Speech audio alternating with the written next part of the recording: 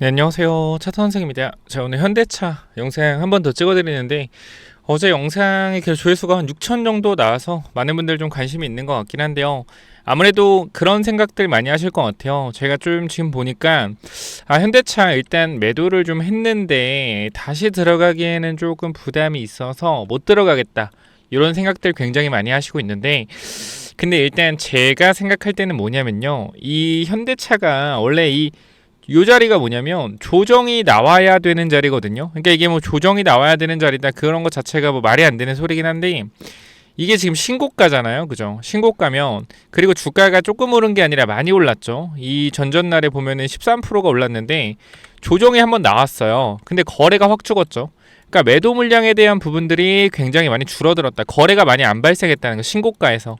이 전에 거래량보다 그죠? 거래량이 절반으로 줄어들고 차익 실현 물량이 많이 안 나왔다. 그럼 원래 같았으면은 조금 더 조정이 나올 수 있는 부분들, 거래가 줄어들면서 조정이 나올 수 있는 부분들이 확인이 돼야 되는데 이날 제가 이 1, 2%대 여러분께 말씀을 드렸던 이유가 뭐냐면 이게 버티는 게 이상하다라는 거예요. 그러니까 많이 올라간 종목이 조정이 나오고 나서 그죠? 조정이 나오고 나서 추가적으로 차익 실현 물량이 나올 수 있는 가격대가 있거든요. 근데 여기서 차익 실현 물량이 안 나오고 뭐 하냐면 버텨줘요. 그죠? 이런 흐름들이 나와요. 이게 이상했다라는 거죠. 근데 이 이후에 갑자기 주가가 또 급등이 나오면서 여기 분명히 엄청난 거래 대금이 터졌었는데 그죠? 여기를 그냥 밀어 올려버렸어요. 장중에 이제 3시 전에 이제 올려서 쭉쭉쭉 밀어 올려버렸다. 그럼 우린 여기서 알 수 있는 게 뭐냐면 그냥 이 현대차를 뭐 차트로 본다라는 건 아닌데 그냥 관점을 보면 여기서 엄청나게 거래 대금이 터지면서 쌍봉이 만들어졌던 구간인데 이거를 그냥 밀어 올렸다? 그럼 뭐요? 매수세가 엄청나다라는 거예요. 그러면 이거는 지금 뭔가 여러분들이 현대차에 대해서 이상하다 생각을 하셔야 돼. 이렇게 주까지 주가가 올라갈 건가라고 생각을 하셔야 된다. 그럼 이 전반적인 이슈들을 봤을 때 지금 이 말도 안 되는 박스권 있잖아요. 언제입니까 이거? 보시면은 2021년도 유동성 풍부했을 때 지금 이 박스권 상단에 대한 부분들을 지금 뚫어내고 있죠. 그죠? 그럼 이거는 일반적인 상승이 아니라는 거예요. 분명히 뭐요? 어떠한 현대차의 변화를 보고 들어오는 사람들의 돈들이 생겼다라는 거죠. 근데 이제 그거를 빠르게 눈치를 챘느냐 아니면 나중에 눈치를 채느냐 이 문제인데 지금 사실 시장에서 가장 주목을 받는 게 반도체죠. 그죠? 사람들이 이제 삼성전자 하이닉스 얘기밖에 안 해요. 현대차 얘기는 분명히 나오긴 해요. 현대차 얘기는 나오는데 현대차를 매수하는 거에 대해서 부담스러워 한단 말이죠. 왜? 주가가 단기적으로 많이 올랐으니까. 근데 우리가 생각을 해보면 현대차가 여기서부터 이 박스권 이 구간부터 오른 걸 따져봤자 제가 지금 뭐 사라는 뜻이 아니라 얘가 지금 40% 올랐죠. 그죠? 40% 올랐습니다. 그러면 이게 굉장히 많이 오른 것처럼 보이지만 사람들은 신기하게도 삼성전자가 오른 거에 대해서는 지금이라도 사야 된다라고 생각을 하지만 그죠? 많은 사람들은 삼성전자가 오른 걸 보면 지금이라도 사야 된다고 생각을 하지만 현대차는 부담스러워요. 그래서 저는 여기서 여러분들이 조금 관점을 이제 바꾸셔야 된다라고 생각하는 게 뭐냐면 삼성전자 가져가되 분할로 익절하면서 현대차를 모아가야 된다고 생각을 해요.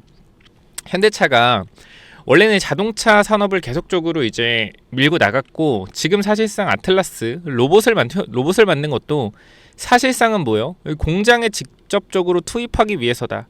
근데 이 부분들이 현대차의 뭐요? 인건비에 대한 부분들을 엄청나게 줄일 수 있고 이 산업용 로봇을 통해서 추가적인 매출과 이익을 발생시킬 수 있다라는 겁니다. 그러니까 지금 현대차는 이 자동차라는 한정성이 있는 한계성이 있는 산업에서 왜냐하면 전 세계에서 현대차가 계속적으로 성장하고는 있지만 사람 인당 소비할 수 있는 자동차는 현재 구간에서 뭐요? 제한적이죠. 예를 들어서 인구가 전 세계 인구가 100억 명이다라고 해보자고요. 100억 명. 자 여기서 차를 가지고 있는 사람들이 예를 들어서 40억 명이라 합시다. 40억 명. 그죠? 근데 이거는요 사실상 뭐예요? 계속적으로 전 세계적으로 봤을 때 유지가 되는 차량 수량이에요. 그럼 이 40억 시장에서 많은 자동차 회사들이 뭐한다? 캐파를 서로 공급 이게 뭐라 그럴까요? 점유율을 확대하기 위한 움직임들을 계속적으로 보여주고 있고 이제 내연기관에서 전기차 시장으로 넘어간다고 하니 지금 뭐요? 내연기관에서 팔리던 이러한 차량의 개수들을 전기차 회사들이 들어와서 잡아먹으려고 하는 거죠. 자 그런데 현대차 입장에서 봤을 때는 기존의 내연기관 잘 팔고 전기차로 넘어간다고 해서 사람들이 차량을 2대 사지는 않을 거란 말이에요. 그럼 현대차 입장에서 좋은 게 없다. 근데 지금 여기서 여러분들이 생각해야 되는 게 뭐냐면 결과적으로 앞으로 계속적으로 인건비는 오를 것이고 그다음 뭐요?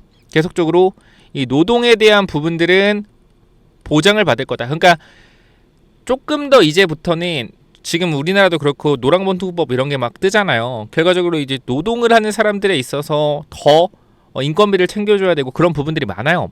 앞으로 더 해질 거고. 근데 이거를 로봇으로 전환하게 되었을 때 사실상 뭐죠? 인건비에 대한 부분들이 앞으로 감소가 될 것이고요. 고정비가 많이 감소를 한다라는 거죠. 그리고 뭐요? 로봇에 대한 매출이 빵원이었다라고 하면 이 위쪽으로 매출이 뭐가 될 수 있다? 확장이 될 수 있다라는 거죠. 원래는 로봇 사업이 마이너스 뭐 1,000억, 2,000억 적자 사업이었다라고 하면 이 적자 사업이었던 부분들이 흑자 전환하면서 이 회사의 매출과 이익에 대한 부분들을 확대할 수 있다라는 이러한 기대감이 현대차의 주가를 끌어올릴 것이라는 거예요. 즉 뭐다? 완전히 현대차는 지금부터 체질 개선에 들어간다. 그러니까 주가도 우리가 잘 생각해야 되는 게 몇 년입니까, 여러분들이 이거? 몇 년이요? 17년이에요, 17년. 17년, 16년 박스권이라고요. 이 16년의 박스권을 뚫어냈다라는 거 여러분들 이거 엄청나게 큰 의미가 있습니다. 그래서 이 출발점에 대해서 우리는 분명히 고민을 해봐야 될 것이다 라고 저는 좀 말씀을 드리고 싶어요.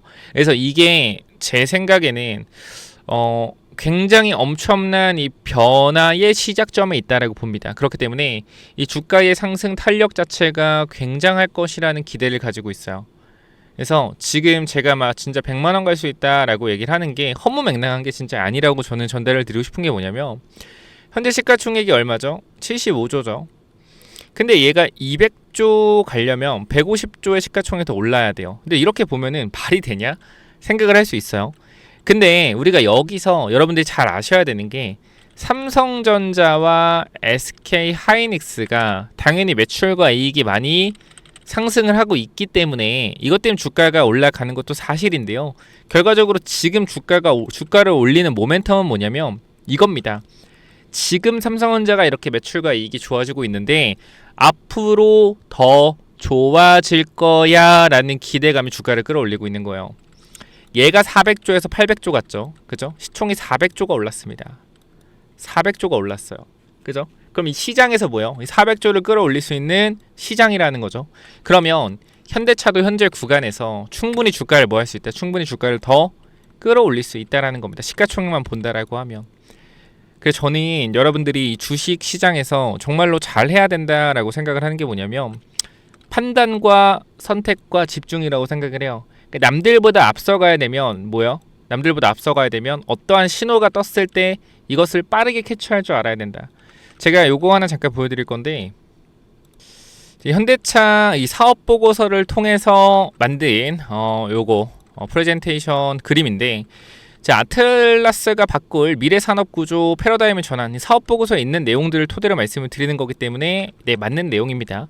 자, 보시면 제조업의 근본적인 운영 방식의 변화가 이제 나올 거다. 이 노동 집약적 기술에서 기술 집약적 구조로 바뀔 거기 때문에 경직된 인건비 중심 구조, 매년 상승하는 임금과 이 퇴직금에 대한 부분들을 뭐 하고 있어요?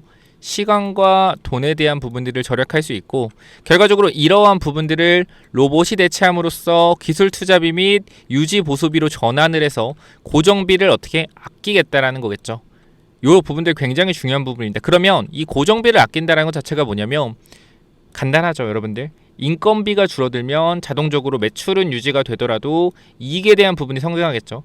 결과적으로 주식시장은요, 매출도 중요하지만 이익을 중요시하는 시장이기 때문에 결과적으로 어떻게 된다? 지금 구간에서는 앞으로 이익 증가에 대한 기대감이 주가를 또 끌어올릴 것이다. 그러니까 현대차의 밸류에이션, 자동차의 밸류에이션은 기존에 3, 4만 줬다라고 하면 이제는 이 로봇 사업을 통해서 밸류에이션을 10, 20까지도 끌어올릴 수 있는 시장, 기업가치 리레이팅이 되고 있다라는 거고요. 그 다음에 이제 과거의 불확실성, 뭡니까? 노사와 갈등, 공장이 정지되는 리스크들, 그리고 인력 부족으로 공장 정지 리스크들을 어떻게 할 수 있다? 안정하게 돌릴 수 있다라는 거예요. 24시간 일정한 생산성을 유지하면서 리스크를 최소화하는 산업으로 본질적으로 바뀔 수가 있다. 이 부분들이 중요하다라는 거죠. 그렇기 때문에 여러분들이 지금 잘 생각해야 되는 게 뭐냐면 또 여기서 한 가지 또 갈림길이 있겠죠. 현대차가 있고 현대차 우선주가 있을 겁니다. 현대차 우선주가 있을 거예요. 자, 그러면 지금 여러분들이 봤을 때 저는 개인적으로 생각했을 때 우선주보다는 현대차를 봐야 된다고 생각을 해요. 그러니까 이게 왜 그런 거냐면 지금 봐봐요. 현대차 우선주가 실적이 현대차 주가가 똑같이 올라갔던 이유는 간단하게 얘기하면 배당금이 그만큼 높았기 때문이에요. 현대차 우선주 배당금이 굉장히 높죠. 자, 그런데 지금 말씀드렸지만 현대차는 이제 뭐요? 밸류에이션을 높이면서 주가가 올라갈 거란 말이죠. 그러면 현대차 우선주를 사더라도 어쨌건 배당은 줄어들 수밖에 없어요. 그러니까 배당은 일정하게 유지가 되는 거예요. 이해가 돼요? 그러니까 기업의 가치는 리레이팅 돼서 본주는 계속 올라갈 수 있다. 근데 우선주에 대한 매력은 떨어질 수 있다. 결과적으로 왜? 이익이 올라오긴 올라오는데 이익이 올라올 거에 대한 기대감으로 뭐요? 기대감으로 현대차가 가는 거기 때문에 사실상 이익은 뒤늦게 따라올 거란 말이에요. 그렇기 때문에 우선주에 대한 부분 상승 탄력은 오히려 본주보다 약할 수가 있다. 이게 제 논리입니다. 그렇기 때문에 나중에 안정적인 흐름으로 들어갔을 때 현대차의 수익을 내고 우선주로 갈아타는 것도 나쁘지 않다. 지금 우선주보다는 현대차를 보는 게 맞다라고 생각을 해요. 오히려 현대차 우선주보다 현대차가 조금 더 상승 탄력이 좋을 가능성이 저는 굉장히 높다라고 판단하고 있습니다. 이 부분 체크 한번 해보시고요. 뭐 이어가자라고 하면 자. 이제 모베드 요 현대차가 요거 공장에 직접적으로 투입하는 이제 모베드를 양산을 해가지고 이거를 통해서 데이터를 많이 축적을 할 겁니다. 공장에서. 그렇기 때문에 상용화 전략, 산업 현장에 우선적으로 적용이 되고 이 제조 현장, 물류 현장 이런 데서 이제 모베드를 씀으로써 데이터를 축적하는 거죠. 그래서 결론적으로 봤을 때 즉각적인 상용화 솔루션을 여기서 데이터를 쌓아서 진행을 한다라는 겁니다. 인건비를 해결하고 경직된 노동 구조를 해결해서 먼 미래가 아닌 당장 필요한 솔루션, 당장의 이익을 극대화할 수 있는 전략으로 가겠다. 그러니까 어떻게 보면 테슬라는 가정용 로봇이다 라고 보면 아틀라스는 뭐죠? 산업용 로봇이죠. 그럼 저는 사실상 기업 측면에서는 산업용 로봇이 조금 더 효율적이라고 생각한다. 왜? 우리가 테슬라는 이제 공장 자동화를 통해서 뭐 진행을 하고 있긴 하지만 가정용 로봇이라는 것은 그러니까 테슬라 가정 로봇이라는 게 아니에요. 지금 테슬라 까는 게 아닙니다. 우리가 이제 로봇에 대하는 태도가 다르다라는 거죠. 테슬라는 사람처럼 움직이는 로봇을 만드는 거고 이제 뭐요? 현대차는 꼭 로봇이 사람처럼 움직일 필요는 없다 이거죠. 그렇기 때문에 우리가 앞으로 현대차를 투자하는 아이디어는 당장의 이익이 증가해서 주가가 올라간다는 관점이 아니라 앞으로 미래에 좋아질 것이라는 관점으로 투자를 해야 된다는 거예요. 그러니까 지금 현대차를 보는 시선들이 저는 그렇게 생각해요. 어떻게 아마 시선들이 있을 거냐면 근데 현대차 뭐 돈 벌어봤자 얼마나 버는데 이거 로봇 해가지고 벌어봤자 얼마나 벌 건데 지금 뭐 당장 돈 벌 수 있는 거 아니잖아. 그죠? 당장 돈 벌 수 있는 거 아니죠. 근데 잘 생각해봐요. 현대차가 지금 자동차 많이 팔아서 당장 이익에 대한 부분들이 빠르게 올라갔다라고 해서 주가가 올라갔나요? 이익에 대한 매출과 이익에 대한 부분이 늘어났다라고 해서 주가가 빠르게 올라갔나요? 아니요, 안 그랬어요. 맞잖아요. 안 그랬잖아요. 왜 그럴까요? 왜? 얘는 성장에 대한 부분들이 목이 말랐던 거예요. 그러니까 주가가 못 가는 건 매출과 이익이 증가하더라도 얘가 근데 자동차 말고 성장할 수 있는 모멘텀이 뭐가 있어 이거예요. 뭐가 있어? 자동차 말고. 근데 여기서 나왔죠. 로봇. 산업용 로봇에 대한 부분들로 추가적인 매출과 이익을 발생시킬 수 있고 고정비에 대한 부분을 줄이면서 매출에 대한 이익을 극대화할 수 있다. 이익률을 끌어올릴 수 있다는 거예요. 이게 현대차를 우리가 투자해야 되는 이유이다라고 말씀을 드릴 수가 있겠죠. 이 부분들 전달을 드리고 그럼 결과적으로 우리가 마지막에 봐야 되는 건 뭐냐? 이 아틀라스 로봇을 양산하는 데 있어서 이제 뭐요? 부품에 대한 공급망의 개편이 들어갈 것이다 라는 거죠. 자, 그렇기 때문에 로봇 부품에 대한 부분들을 안전하게 국산화해야 되고요. 감속기와 액추에이터 모터 그리고 센서의 수요가 폭발할 것이다. 그렇기 때문에 우리가 뭘 해야 돼요 여러분들? 바로 이 현대차의 1차 벤더였던 자동차 부품 회사들이 지금 뭐하고 있어요? 산업용 로봇 관련된 부품을 진출하고 있습니다. 이 부분을 주목해 볼 필요가 있다는 거예요. 내연기관의 부품 산업을 하고 있는 자동차 회사들이 지금 뭐요? 로봇 부품 산업으로 변화하고 있다라는 거고, 이 시대가 변화하는 이 기점의 폭발적인 성장, 산업의 패러다임이 바뀌는 이 시점의 주가는 엄청나게 오를 수 있다라는 거죠. 기존의 부품사들이 로봇 핵심 부품사로 변모하고 있다라는 걸 우리는 빠르게 캐치하셔야 됩니다. 자, 그렇기 때문에 우리가 여기서 뭘 봐야 되냐? 자, 요게 지금 안 보이는데, 자, 밑에 요거 하나 잘렸는데 말씀드릴게요. 자, 현재 정밀 제어 부품 공급망을 필수적으로 형성을 해야 되고, 아틀라스 현장 대량 투입에 뒷받침될 것이다 라는 내용입니다. 그러니까 간단하게 말씀을 드리면, 이 아틀라스가 어쨌건 들어가는 이러한 부품들에 대한 이러한 것들을 해외에 의존하는 게 아니라 기존의 현대차와 이 내연기관의 엔진을 공급하는 이 부품을 하는 회사들이 로봇 관련된 부분들로 진출하면서 주가가 급등이 나올 것이다 라는 거고, 이미 누가 시작했어요? 개항전기가 시작했죠. 물론 이거는 작전에 대한 흐름들이 분명히 나오고 있지만, 이 개항전기가 자동차 부품사에서 현대 트랜시스에 뭘 했다? 공급 계약에 대한 부분을 맺으면서 주가가 어떻게 됐어요? 급등이 나오고 있죠. 말도 안 돼, 10배가 올랐어요. 그죠? 이 매출 규모도 계약 금액도 안 나오고 매출 규모도 안 나오고, 그냥 현대 트랜시스와 계약을 했다는 것만으로도 뭐한다? 모듈을 공급하는 계약만 했다는 것도 주가가 10배가 올랐다. 이러한 시장들에서 여러분들은 뭐 해야 된다? 로봇 부품주에 집중을 하셔야 된다는 겁니다. 지금도 늦지 않았다라고 생각을 해요. 그렇기 때문에 여러분들 현대차 관련돼서 타이밍도 한번 잘 잡아보시고요. 지금 구간 제가 부품주들도 여러분께 말씀을 드릴 건데, 현재 구간 여러분들이 현대차 관련돼서 같이 대응을 하고 싶다, 매수 타이밍에 대한 부분들 잡아가고 싶다라고 하시면 010-8459-9501 여기로 현대라고 남겨주시면 되고요.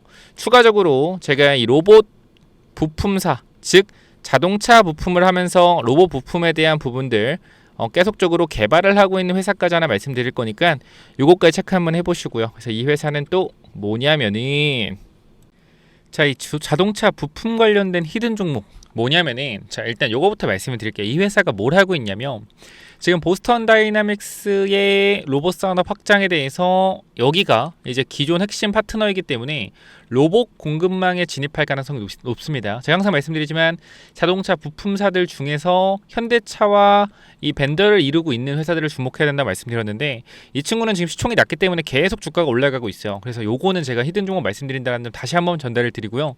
자, 보시게 되면은 로봇용 감속기 개발, 핵심 부품 기술 내재화하겠다라는 이슈가 있었고요. 지금 이러한 로봇 감속기에 대한 부분들은 로봇 원가의 30% 40%를 차지합니다. 그렇기 때문에 이 감속기에 대한 부분에서 공급망만 뚫게 되면 사실상 실적에 대한 폭발적인 증가가 일어날 수 있다는 거죠.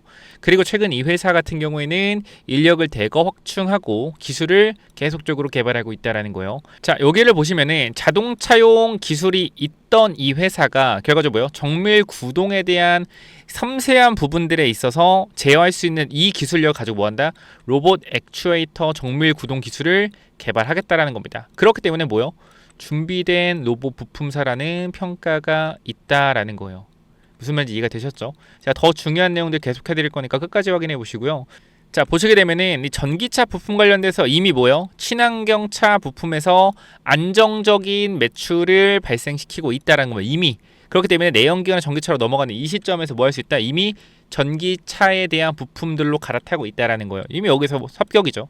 자, 근데 로봇 모멘텀에 대한 부분들이 새로 생겼다라는 거죠. 자, 로봇 산업은 고부가치 산업이고요. 그 다음에 오랫동안 저평가였던 회사이기 때문에 아까도 말씀드렸지만 자동차 부품사들이 저평가에서 성장성을 부여받을 수 있기 때문에 가치가 상승할 수 있다라는 거죠. 그렇죠? 안정적인 성장을 통해서 가치까지 상승한다라고 하면 모멘텀이 엄청나게 크게 받을 수 있다라는 겁니다.